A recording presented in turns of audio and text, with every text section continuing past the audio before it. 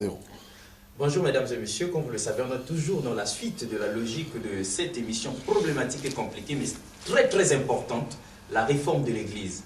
Bien sûr qu'on a abordé le jubilé de l'Afrique, mais les hommes de Dieu ont été un peu en réserve, comme pour dire que l'heure n'est plus au bilan, parce que le bilan de l'Africain, c'est tous les jours qu'il le fait. Il a fait faim, il fait un bilan. Il lui manque du travail, il fait un bilan. Il ne peut pas envoyer ses enfants à l'école, il fait un bilan.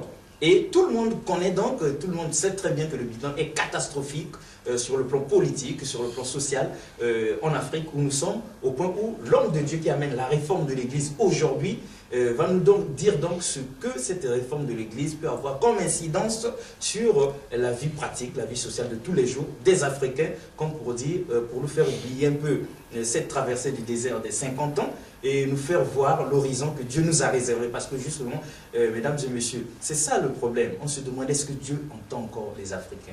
Est-ce qu'il écoute nos prières? Est-ce qu'il nous aime toujours? Parce que ce qui se passe chez les autres est de loin supérieur à ce que nous vivons chez nous. Et lorsqu'on arrive de ce côté-ci, par la grâce de Dieu, on se rend compte que le fossé est énorme entre ici et chez nous là-bas. Et nous autres les profanes, nous autres les arrivistes, nous autres qui sommes tombés comme un cheveu dans la soupe, on est à Paris, on se dit en tout cas, il n'y a rien de plus grand que Paris.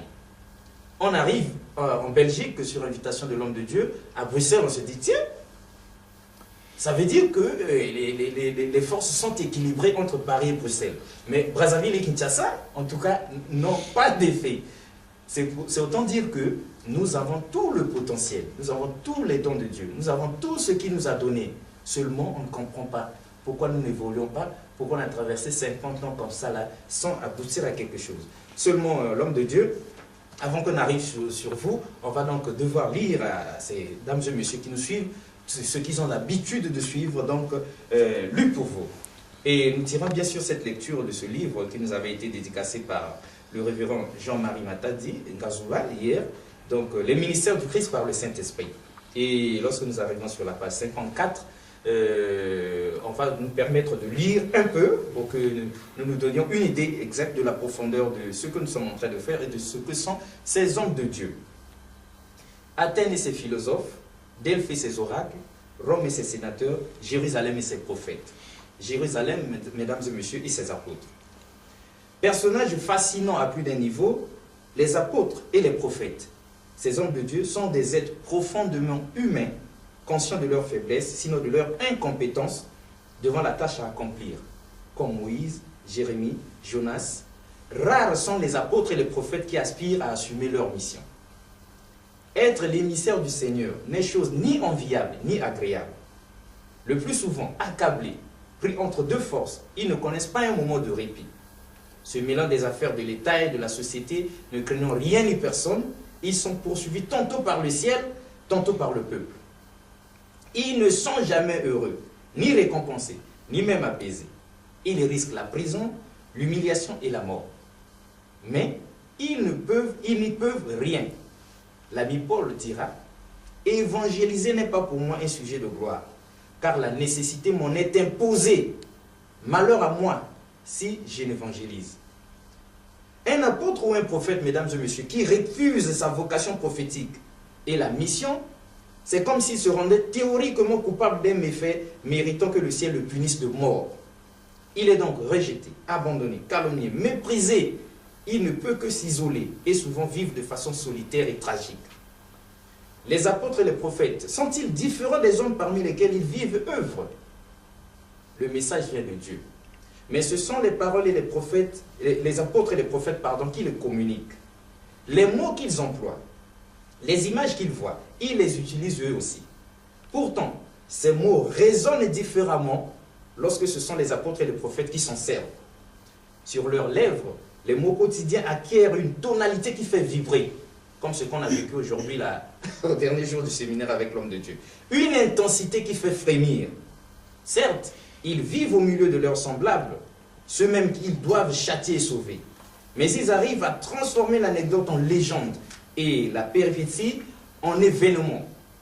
Grâce à eux, grâce donc aux hommes de Dieu, aux apôtres, aux prophètes, le temps devient intemporel, brûlant, autrement dit privilégié. Moïse, Jérémie, Samuel, Ézéchiel et Élie se distinguent par leur langage, par leur personnalité, par leur style de vie.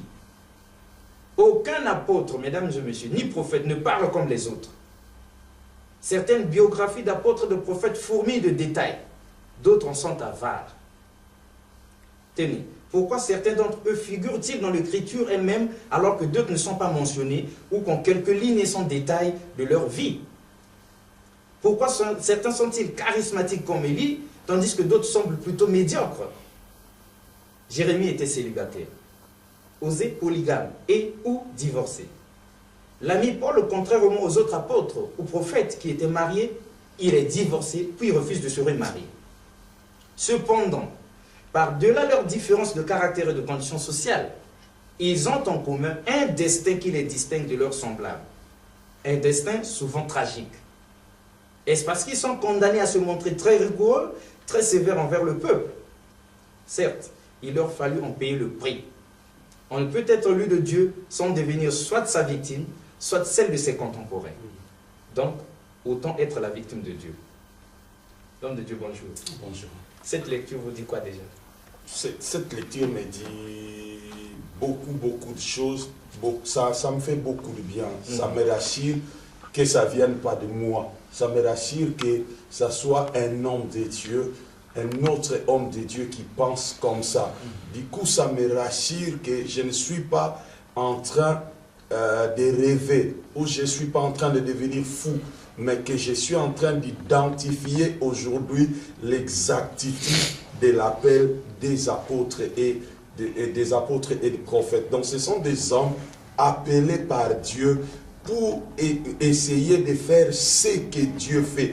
Donc la première chose que je remarque là-dedans, c'est que ces gens-là deviennent soit victimes de Dieu, soit victimes de leurs contemporains. Pourquoi? Parce qu'ils sont dans quelque chose qu'ils n'ont pas choisi. Donc c'est Dieu qui nous attire à lui, c'est Dieu qui nous amène à lui et qui nous dit, toi tu feras ça. Et il te l'oblige à le faire. Donc ce que nous sommes en train d'amener aujourd'hui dans l'église comme vérité, mes bien-aimés, c'est Dieu qui l'a voulu et c'est Dieu qui veut que ça soit ainsi. Donc il y a un mandat, il y a un appel, il y a une obligation.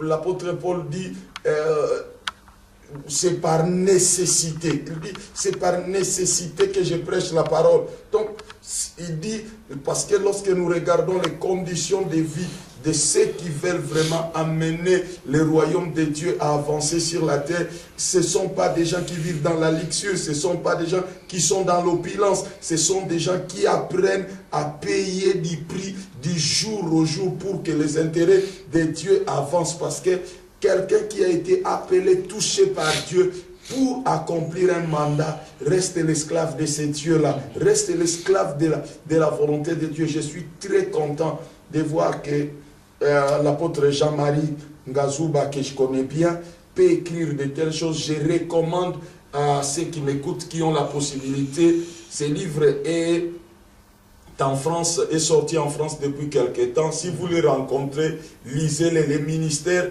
du Christ par le Saint-Esprit. Cet homme de Dieu est en train de dire des choses intéressantes. Pas des choses qu'ils sont en train de raconter, qu'il est en train de raconter, mais des choses qu'il a expérimenté dans sa vie. Parce que c'est là le problème. Le problème, c'est que les hommes appelés de Dieu doivent partager leurs expériences pour devenir prophétiques. Pour devenir prophétique, c'est le partage de nos expériences, de nos parcours. Ce sont des choses qu'il a vécues. Quand il est arrivé en Europe, il n'est pas arrivé en Europe pour être en train de faire l'apostolat qu'il est en train de faire. Il nous a dit hier qu'il s'est converti dans l'État, malgré qu'ici, d'une famille de pasteurs et petits-fils de pasteurs baptistes, mais il a attendu sa 38e année pour rencontrer le Seigneur. Donc, le Seigneur lui a mené quelque part dans un environnement, il a expérimenté Dieu. C'est pourquoi il est en train d'écrire. Il ne fait pas il n'est pas en train d'écrire des choses qu'il a entendues ou des choses que les autres ont fait, mais il est en train d'écrire son expérience dans le chemin de l'appel de Dieu. Merci beaucoup. En tout cas, ce n'est pas du plagiat, pardon, mesdames et messieurs. Donc, pour ceux qui avaient suivi le premier, deuxième et troisième épisode donc, de la réforme de l'Église, suivi donc du jubilé de l'Afrique, ils peuvent s'étonner de ne pas voir donc, le révérend Jean-Marie sur ce plateau. Donc, pour que vous puissiez vous fixer et